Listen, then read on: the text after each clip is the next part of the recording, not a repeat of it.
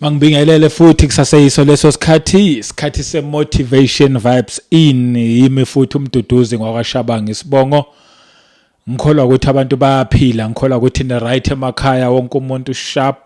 Kanti mangabe ukuthi awukho right khuleka wena yothi mangabe iphela le message yobe so right yobe so uphila. Khona nje indaba nje engithi mangishare. Intaba le ngisherayo kahle ngiyithathela lapha mayithi uNkulunkulu ngibeke ukuphila nokufa. Ngiyithathela nje lapho. So kimina ke iBhayibheli lokuphila li motivation.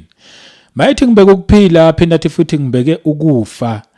Then I was like, okay, ngiyayithola le ndaba. Lalelake. Yazi ukuthi khona abantu abaphilayo. Like njoba nami ngiphila ngithi ngibona njoba ngikhuluma nje ngiyaphila nawe nje obulalelo uyaphila khona abantu abaphilayo kodwa bafile ngiyazi ukuthi ngeke uyizwe manje ngeke understand manje but lalela thula wena uzoyizwa khona abantu abaphilayo kanti bafile bese kuba khona abantu abaphilayo kanti vele bayaphila futhi ayithola indaba omunye uyaphila kodwa ufile omunye uyaphila kanti vele uyaphila uthi uNkulunkulu ngibeke ini ukuphila nokufa wasethi uNkulunkulu choose umayikhethele kodwa ngimthanda nje mangabe ethi engathi ubungakhetha ukuphila wayi le ndaba lena ngiyithatha ngalolu hlobo ngiyikhuluma futhi ngiyibona ukuthi i-motivation today njengoba uyizwa kungalezi izathu lezi ukuthi uNkulunkulu akaze wadala umuntu wathi hambe emhlabeni yohlupheka wonke umuntu uNkulunkulu umdalele ukuthi hambe emhlabeni yonqoba kahle sonke sizidalwa kaNkulunkulu ezifuze yena ezingabanqobi but thina abanye bethu sayikhethela ukuhlupheka noma sayikhethela ukufa kimina ukufa ukuhlupheka yabona nje umuntu ohluphekayo ufana nomuntu ofile and futhi njengoba nje ehlupheka I'm sorry to say this ngiyazi kwabanye abantu kuzoba hatha but the reason abantu behlupheka it is because bayikhethele bona bayikhethela ukufa uNkulunkulu wabeka izinto zabambili wathi ngibeke ukuphila wathi ngibeka futhi nokufa wasethi wena usiyokhetha okubona wena kungcono abaningi ke bakhetha ukufa engiqale nje ukukhetha ukufa ukuhlupheka kimi nokufa abantu abaningi bakhethe ukufa like abantu basemisebenzini bayasebenza impela nje ziyabuya emsebenzini each and every day uyosebenza but umuntu wakhona futhi ucomplaina every day azasho nathi azi lo msebenzi mina uyangigulisa lo msebenzi anguthandi lo msebenzi uyangigqilaza like bali izinto eziningi umuntu ngalo msebenzi ubone ngempela ukuthi lo msebenzi lo muntu uyamhlukumeza lo msebenzi lo muntu umbulele it means lo muntu yebo uyaye emsebenzini but ufile baningi abantu abanjalo uthola ukuthi umuntu impela nje uthi mina sengiyasebenza ngoba izingane zami zodlani yayizwa leyo excuse izingane zami zodlani excuse enhle futhi but umuntu okhuluma kanjalo it's obvious yamhlukumeza lento ufile yayibona indaba yebo uyaphila impela kodwa nje ufile omunye nje useyasebenza maningi ama reasons enza like ake mhlambe ngeke ngiphume nje emsebenzini ngikhulume nje ama relationships omunye umuntu kwi relationship impela uyibambile uthi mangaphuma kule relationship lena sengicabangela izingane zami family yami izothini omunye athi esontweni bazothini omunye athi abantu abangaziyo bazothini but lo muntu uku relationship uhlukumezekile noma usemshadweni uhlukumezekile lo muntu it means lo muntu ufile into ke emnandi ngokukhetha lempilo ehlukumezanayo egqilazanayo lekwenza ukuthi ukhale each and every month mawusuthola nana nomholo wakho into emnandi ukuthi ilula yenzeka kalula ayinazi into eziningi ayina ama complications amaningi bheka nje ufuna umsebenzi wazothola uyasebenza each and every month ngena imali ilula but iyagqilaza iyakuhlupha engqondweni and futhi enye into ekwenza ukuthi ukuhluphe kakhulu lo msebenzi owenzayo it is because una this thing ngaphakathi kuwena le ethi yazi mangenza into ethile, yazi mhlambe mangavula isiphaza lapha, yazi mhlambe mangathengisa into ethile, yazi mhlambe mangaqala into ethile.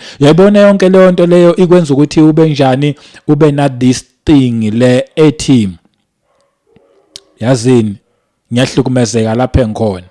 Nako kahle kahle lapho ke kusuke kuuNkulunkulu ekubonisa ukuthi ya lapho ukhona be right, because there's nothing wrong ukuyofuna umsebenzi, there's nothing wrong ukuthi abantu bayosebenza. At the end of the day ngeke sivula ama companies sonke noma siqala into ezithile sonke, but khona lapho futhi iningi labantu likhona kulezo indawo ligqilazekile. Unfortunately it means liyaphila but lifile.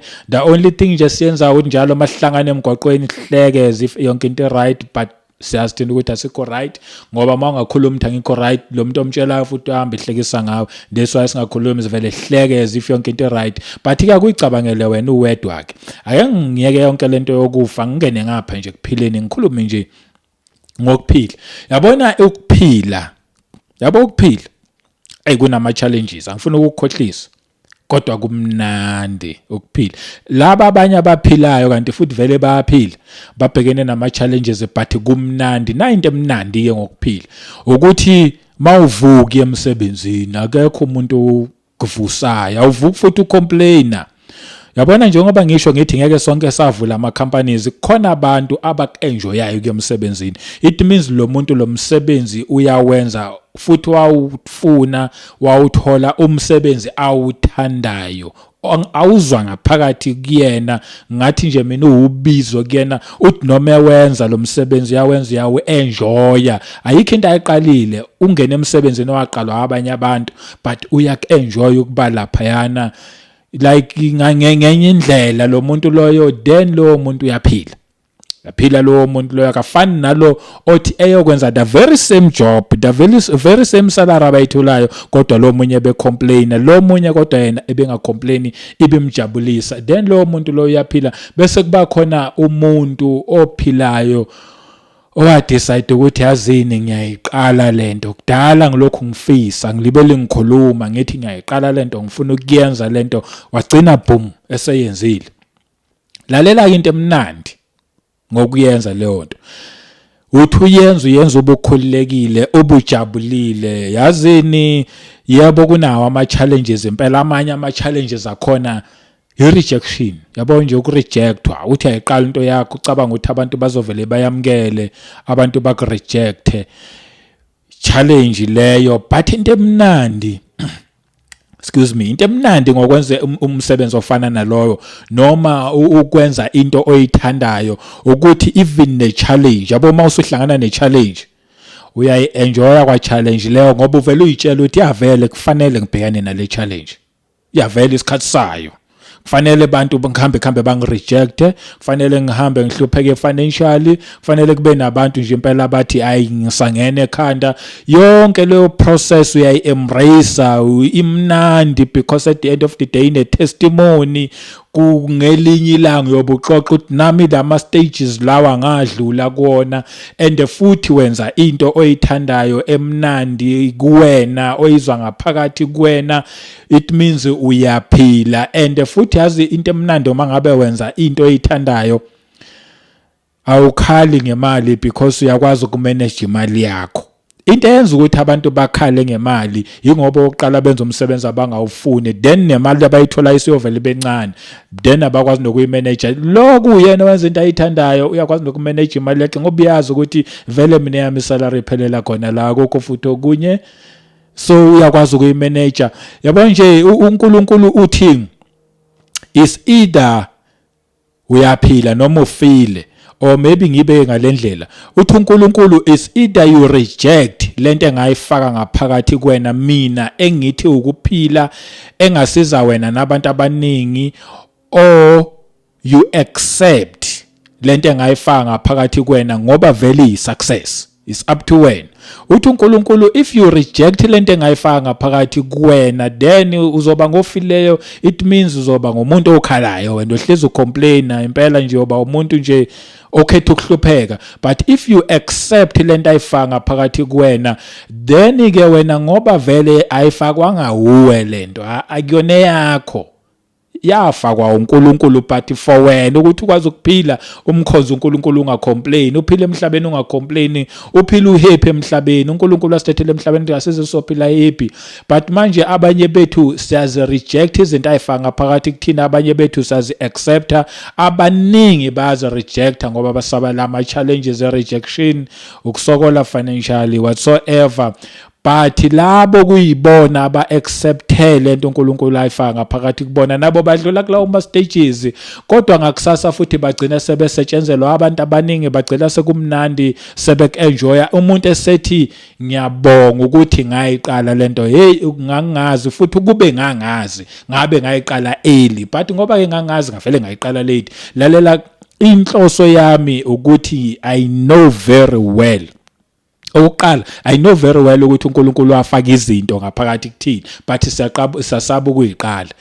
Inhloso yami ukuthi ngithi ngifuna ukuyivusa lento uNkulunkulu ayifaka ngaphakathi kwena, ngifuna ukuthi lento ayifaka ngaphakathi kwena mayiphume isebenze, ngoba uma ngabe ungeke uyisebenze then ukhetha ukufa, ukhetha ukuhlupheka. Kanti uma ngabe ukuthi uyayisebenza, angazi nami uyiqala kuphi makuthiwa uyayiqala, but uma ngabe ungafocusa kulento, like focus kuyona, uzobona ukuthi okay ngizoqala la. Even if usohlangana nama challenges, azi nami ngangazi, yabo uma usohlangana ne challenge ubhekana nayo, i challenge omunye umuntu yabona uba ne solution omunye umuntu abengeka ayicabange, but uNkulunkulu kupha that wisdom ye solution if you focus, hlale kulento, uyenze kulento.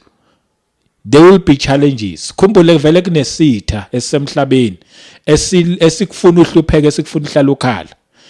That's why kumele uqine ulokho umile, ungas-accept isitha, like ungavumela ukuhlulwa isitha. UNonkulunkulu owanqoba isitha, wena ube uNkulunkulu onqobile, nawe it means umnqobi. Then ihlala kulento, ngifuna iphume lento, ngifuna ukuthi asenzene izinto, asingabe abantu abacomplainayo, asingabe abantu abakhalayo, but ke ngikuphushe ngenkani.